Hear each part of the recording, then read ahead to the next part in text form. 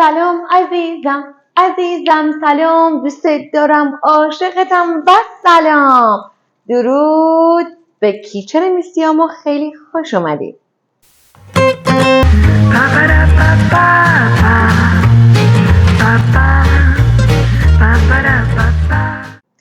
راستیتش امروز من خیلی خسته بودم، اصلا دلم نمیخواست ویدیو بگیرم، ولی گفتم که تیام باید بلند شی و این ویدیو رو بگیری به خاطر اینکه باید به حرف خودت احترام بذاری و به همین خاطر من تصمیم گرفتم که این ویدیو رو بگیرم.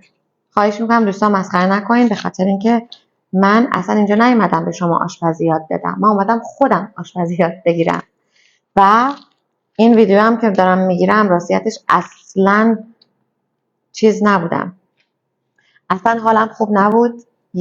خیلی هم خسته بودم، رفته بودم کلی کار کردم از ساعت 7 صبح. الان اگه بخوام بهتون میگم اینجا ساعت 10 شبه و من تازه دارم شام خودم رو درست میکنم. ولی میخوام یه چیزی بهتون بگم، یه چیزی که خیلی تو مغزم میچرخید. من معمولا خیلی با خدا حرف میزنم، با خودم خیلی صحبت میکنم، به خاطر همین تصمیم گرفتم که این ویدیو رو بگیرم که اگه بعدها گذشت این ویدیو رو ببینم و به خودم بگم دمت گرم تیام تو این کار کردی. خلاصه من با یه آدم خیلی خیلی خیلی امروز دیدین که هر موقع برات مشکل پیش میاد پشت سر هم مشکل پشت مشکل، امروز برای من از این اتفاقا بود. یه عالم مشکل پشت مشکل افتادم، پام گیر کرد، یکی زد آینه بغل ماشین رو شکون، ولی خب خدا رو شکر آینه چیزیش نشد. و اینکه نمیدونم خدا چرا یه عالم مشکل میذاره سر رات، ولی یه دلیلی داره. من چرا پیازو خورد کردم؟ خدایا ببین من باید پیازو رنده میکنم. It's okay. امروز از اون روزایی که یه عالم اتفاق باید بر من بیفته but it's okay. من این پیازا رو ریختم برای سالاد از این قرار. خب کجای داستان بودم؟ اینجای داستان بودم که گفتم که خستم و الانم ببخشید من خیلی بسیار بسیار گشنمه. خب رنده گفتم که من آشپزیم در اون حد نیست ولی انگشتاتون تا ته میخورین. خب من از رنده میترسم به خاطر اینکه یه بار دستم رو بریدم. خب اینو اینجوری رنده میکنی، رنده رنده رنده رنده رنده رنده رنده رنده.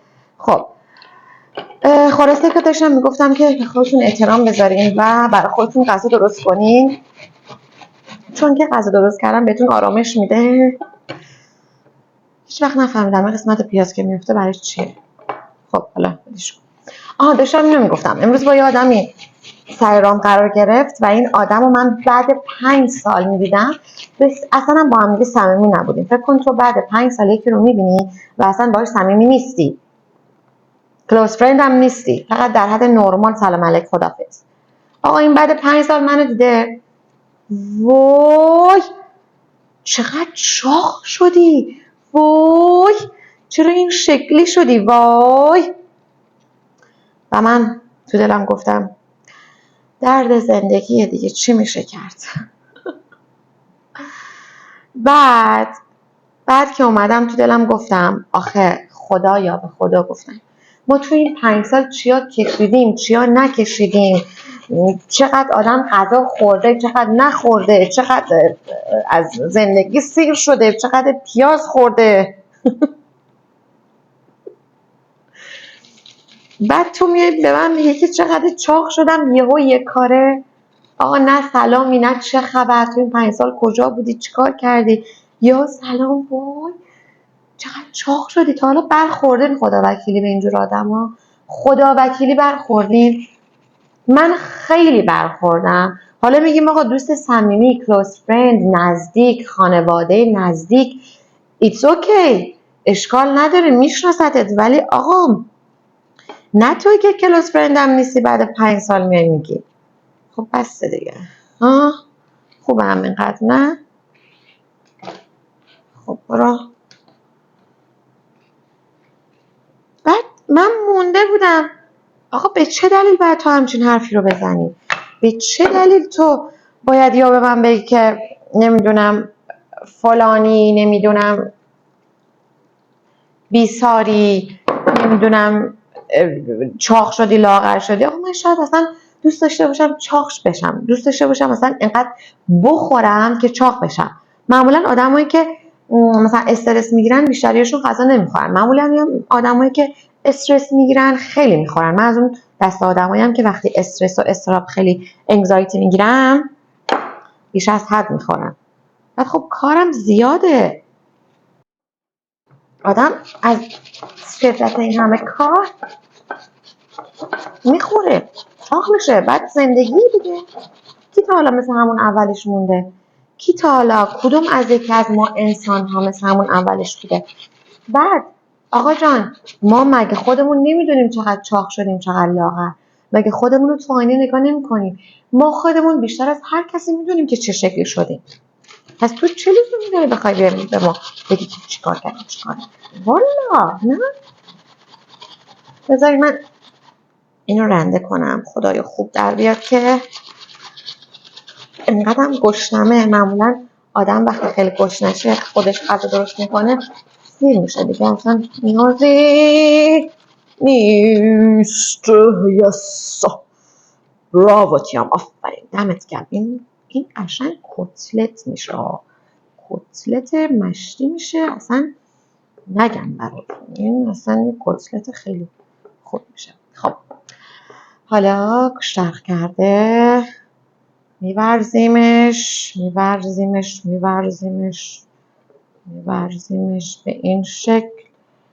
خب من امروز ساعت 7 صبح کلاس داشتم تا ساعت 12 ظهر. بعد رفتم آفیس، من رفتم گویندگیمو کردم. خب من بهتون نگفتم، خب من در این حال هم شنا میکنم هم گویندگی میکنم. بعد این دوتا در این حال بسیار زیاد نفس میخواد و نفس من بسیار زیاد خیلی بده. با اینکه من اصلا سیگار نمیکشم ولی ویپ sometimes انگلیش تو بره، sometimes ویپ میکشم ولی نه اونقدر چون نفسم میره. ولی الکل، شراب من زیاد میخورم چون من خیلی عاشق شرابم. موقعی که سنم پایین تر بود، کوچولوتر بودم، تینیجر تر بودم، بهم گفتن که یه دکتر گفتش که تو اگه خیلی یعنی انسان اگه شراب زیاد بخوره برای قلبش خیلی خوبه، بخصوص وقتی که سنش میره بالا شراب برای قلب خیلی خوبه. به همین خاطر من عاشق شرابم، شراب زیاد میخورم. بیرم خیلی دوست دارم ولی خب اونو زیاد نمیخورم، شکم میاره. هرچند هر الکلی برای یه تیکه از بدنت مناسبه. خب حالا ما اینو ورز میدیم به این شکل، بالا پایین بالا پایین. به به، خدا ببینین چی شد، خدا وکیلی. میبینین کار دست منو خیلی خوب شد. بعد اینو اینجوری میورزیم. من زردچوبه یادم رفت بگیرم. خلاصه هر چیزی که خواستین توی کامنت بنویسین، به من بگین چی یادم رفت چی یادم نرفت، چون که من دارم همینجوری درست میکنم چون انقدر گشنمه خودم به تنهایی میخوام بخورم. اصلا فکر نکنین من وقتی مهمون میاد اصلا اینجوری درست میکنم، به هیچ عنوان. اصلا من برای مهمون احترام قائلم. مهمونه میاد خونه، برای خودم بیشتر احترام قائلم. ولی چون الان انقدر گشنمه میخوام سریع حاضر بشه. فکر کنم کافیه، نه؟ نمکش خوبه فکر کنم. من تخم مرغ ندارم، به جای تخم مرغ میشه آرجیخ به نظرتون؟ نمیدونم. هلو، من اومدم. ببینین اینجا هم قشنگ تمیز کردم که فکر نکنید که کثیفه. خب بریم سراغ درست کردنش. حالا بیشوخی خدا وکیلی میخوام یه چیزی که بگم. اینه که ما کلا آدمیزاد توی زندگی خیلی اشتباهات میکنه، اصلا بالا پایین خیلی زیاد داره و همه ما انسان ها دقیقاً میدونیم که تو زندگیمون چی خوبه چی بده. دقیقاً توی زندگیمون میدونیم که چی خوبه چی بده برامون و همیشه نیاز به یه انگیزه داریم، چون ما انسان ها باید یه تلنگری مثل همین گاز که یهو میپره بخوره بهمون، تلنگر بخوره بهمون تا بفهمیم که چجوری زندگی میکنیم، به خاطر اینکه ما انسان ها کلا فراموشکاریم، خیلی هم فراموشکاریم. یعنی ما انقدر هممونم میدونیم که باید یه عالمه چیزای انگیزشی بیرون هست، یه عالمه کتابای انگیزشی، یه عالمه پادکستای انگیزشی، ولی همیشه با اینکه هر روز هم میشینیم اونو گوش میدیم یادمون میره که باید چجوری زندگی کنیم و عمل کنیم. همیشه یادمون میره که باید آقا جان زندگی سریع میگذره نمیگذره. یا خدا آقا اوکی it's okay no problem. برای چی میپری؟ آقا این فشارش کمه. خدایا نسوزم، من تجربه سوختن خیلی بد دارم جان من. یا خدا it's okay تیام you can do this you can do it. میتونی انجامش بدی. چی شد؟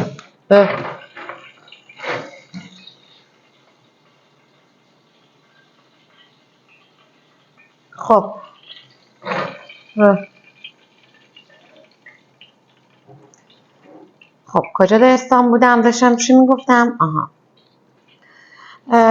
آره مثل همین روغن که میپاشه خیلی چیزای مشکلات هم همینجوری میپاشه و یهو میاد پایین و کام داون میشه.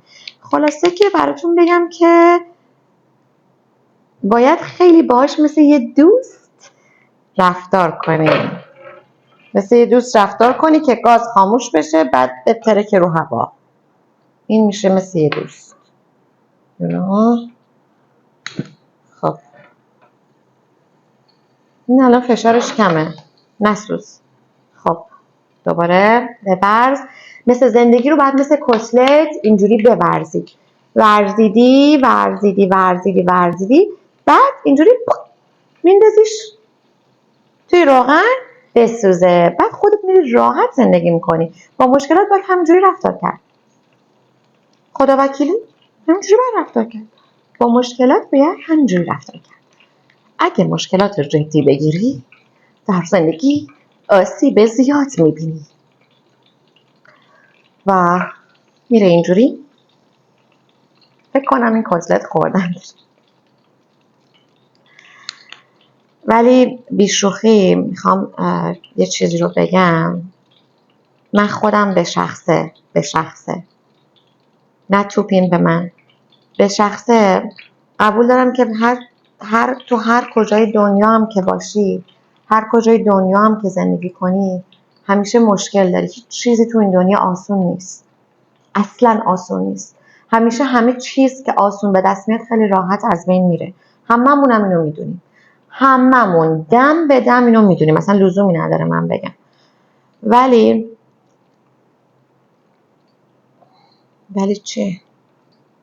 چی؟ تیام ولی چی یادت میره؟ ولی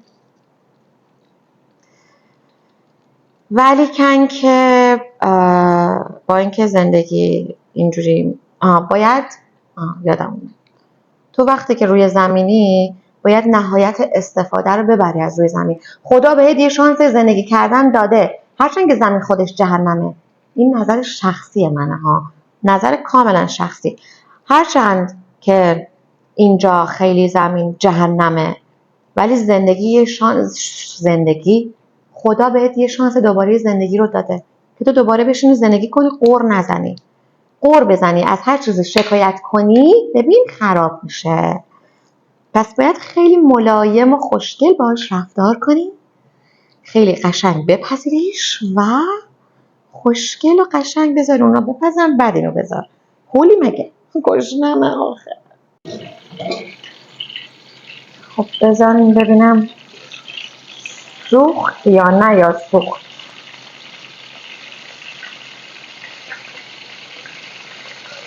یا خدا، همون تو بمون انقدر بسوزی جزقالشی نذاری من بیارمت بیرون. خب کمکت کنم دوتو برگردونم. ببینیم ما بعضی وقتا به کمک نیاز داریم ولی اینجوری پس میزنیم. خب برای چی پس میزنیم وقتی میخوام کمکت کنم؟ این دیگه کتلت هم مثل زندگی دیگه، میشه زندگی کتلتی. میگه آخه مگه مجبوری درست کنی؟ آره مجبورم درست کنم، به خاطر اینکه من تنهام و گشتم، میخوام یاد بگیرم، میخوام چیزای جدید یاد بگیرم. تو اصلا اشکال نداره هیچ اشتباهی بکنی. اگه کسی هم بهت گفت آقا جان تو نمیتونی، چرا میپذیری؟ انجامش بده. تا اونجایی هم که آقا تو اصلا نمیتونی خیلی کارا رو انجام ندی. مگه اونی که مثلا شناگر بوده از اول میتونسته شنا کنه؟ نمیتونسته. انقدر افتاده تو آب، غرق شده، آب رفته تو دماغ بیچارش که تونسته شنا رو یاد بگیره. اون بچه کوچیک انقدر افتاده که تونسته راه رفتن رو یاد بگیره. پس چرا هر کسی میاد جلو روت میگه که تو نمیتونی، تو فلانی، تو چاق شدی، تو لاغر شدی، فلانه؟ باید جدی بگیری. آقا چاق شدی، پس داره به خاطر حرف اون میره انقدر میدوه رژیم الکی میگیره که میفته وسط بیمارستان. انقدر به خاطر حرف اون میگه لاغر شدی، میره انقدر میخوره که دوباره چاق میشه. همون آدم دوباره میاد بهش میگه که وای چقدر چاق شدی، لاغر بودی بهتر بودی. یا کلا ما آدم ها عادت کردیم به همینجوری ور حرف زدن. حتی خودم، حتی خود تو، حتی خود شما، هممون از دم.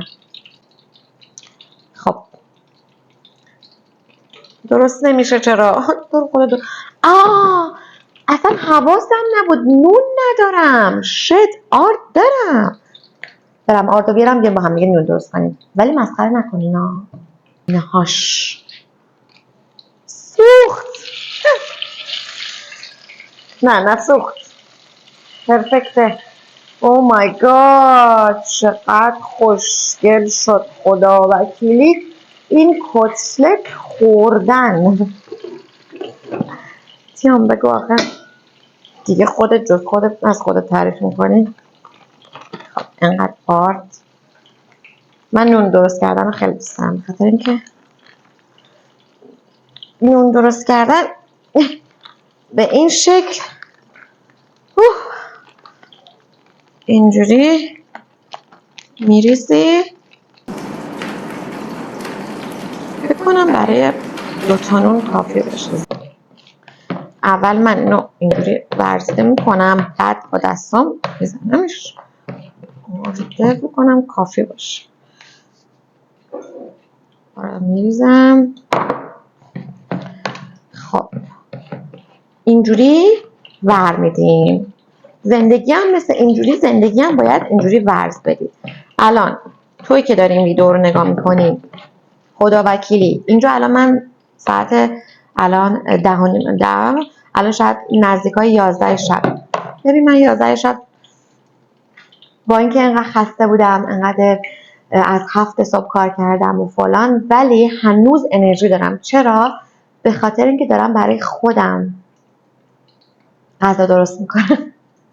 به خاطر اینکه دارم برای خودم احترام قائل میشم که این غذای خوشمزه رو بخورم، چون که با عشق دارم غذا رو برای خودم درست میکنم.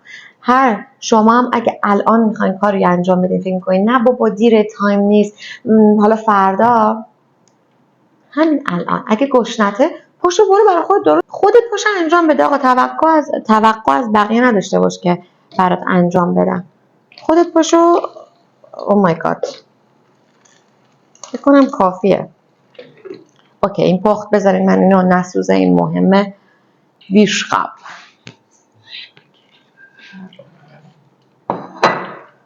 کتلت های ببینید خدایی کتلت شده. خدایی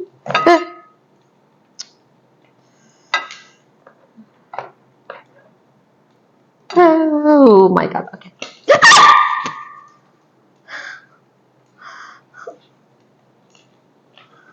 اوکی خاموش شو. میدونی من حالا یه داستانی الان خاطره یادم اومد، هنوز یادمه. بچه که بودم، بچه نبودم، حدود فکر کنم 10-11 سالم بود، خونه عمم اینا بودیم. بعد پسر عمه من صبح پا شده بود، صبحم نبود ظهر بود، منم خیلی گشنم بود. معمولا ما خیلی کل کل میکردیم، منم خیلی اذیت میکردم. پسر عمه ما رفت تو آشپزخونه، بر خودش املت نه، این تخم مرغ درست کنه. خب آقا تخم مرغ، این آشپزخونه است. خب این آشپزخونه است. اینجایی که من وایسادم پسر عمه منه. خب اونورتر، یعنی اونورتر از اینجا این در خونه ما میشه. من اونوره من اصلا اونور در بودم، اینجوری اون رو برش. آقا نمیدونم داشتم چی میگفتم، روغن از اون ور پاشید به من، به دستای من. پسر عمه من هیچ چیش نپاشید، روغن از اونجا پاشید به دستای من. هنوز جای سوختگیش هم هست، هیچ وقت یادم نمیره. گفتم آقا مگه میشه روغن از اون سر دنیا بپاشه اون ور، ولی تو که روبروشی اصلا نپاشه؟ چقدرم از این بابت خوشحال شد. ببرز. خلاصه که اگه میخوای الان کاری انجام بدی، بلند شو و الان اگه گشنته بلند شو غذا برای خود درست کن. الان اگه خوابت نمیبره بلند شو کتاب بخون. الان اگه خوابت نمیبره خوب شد دیگه، آبش کافیه نه؟ خدا وکیلی شما که آشپزین بیرون، کدبانوهای گل، آقایونه که شفن، اونم کدمنن، کدبانو و کدمن. ببینین الان این خمیر به نظرتون اوکیه؟ فکر کنم اوکی باشه دیگه. نگاه کنین الان قشنگ من اینجوری ورزش بدم، مشکل نیست. یه بعد اینجوری اینجوری اینجوری اونجوری. تیام واردن نداری، ایتس اوکی.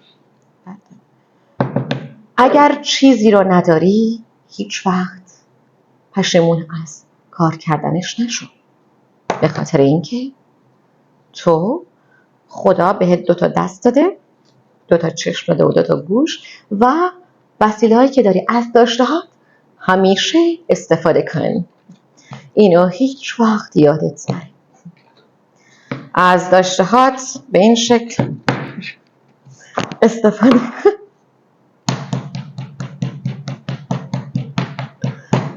از داشته من. خب حالا نمیخواد خمیرت حالا اونجوری باشه، تو با یه تیکه نونم اونو ساندویچ میکنی میخوری دیگه، نه؟ خدا وکیلی راست نمیگم. خب به این شکل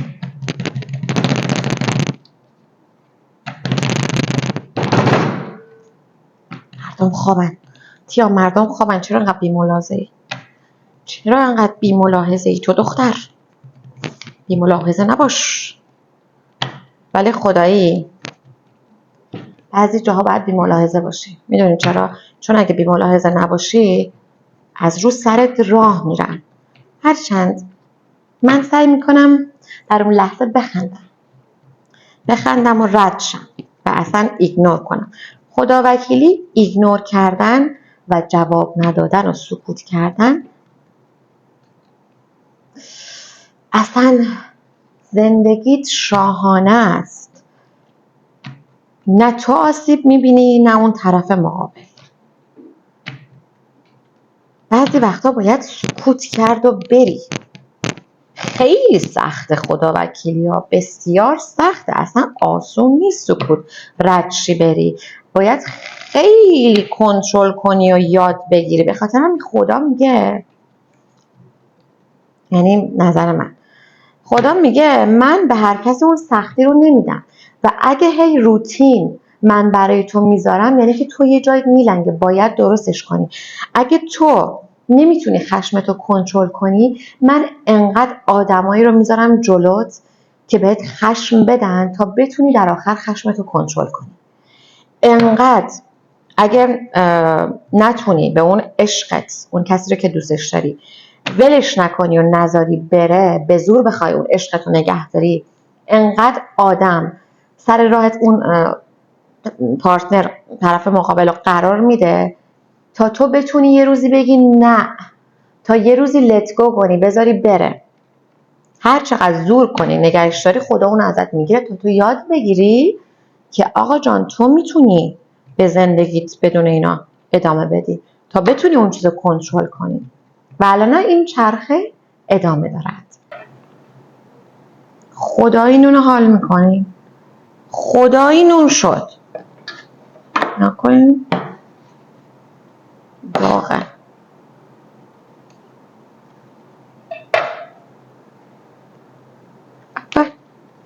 خدا وکیلی نون حال میکنیم، شد دیگه، شد. راضیم راضیم راضیم، دونت وریتیم، نگران نباش، پرفکتو مازراتی. وای بچه من خیلی گشنمه نمیتونم تحمل کنم. بذارین یه لقمه بخورم ببینم مثلا کتلتش چه مزه شد.